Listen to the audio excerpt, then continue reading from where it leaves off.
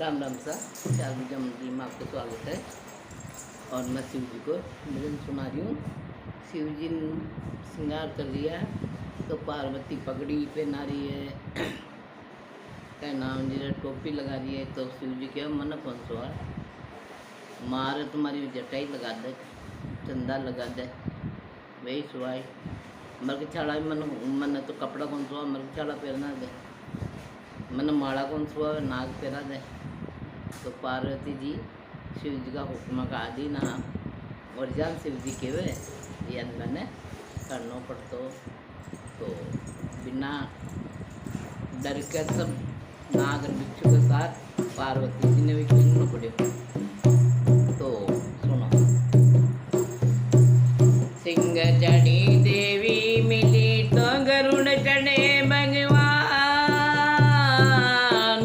नांदे चढ़े शिव जी मिले तो पूर्ण हो सब काम। महादेव कहे सुनो पार्वती मुझे एक लोटा भंगिया पा देना। महादेव कहे सुनो पार्वती मुझे एक लोटा भंगिया पा देना। मुझे एक लोटा भंगिया पा देना, मुझे एक लोटा भंगिया पा देना, मुझे एक लोटा भंगिया पा देना। महादेव कहे सुनो पार्वती मुझे एक लोटा भंगिया पा देना। मुझे माथे पे पगड़ी नहीं है तू आती, मुझे माथे पर तो मुकुट नहीं सुहाता। महादेव कहे सुनो पार्वती मेरे सिर पर जटा लगा देना। महादेव कहे सुनो पार्वती मेरे सिर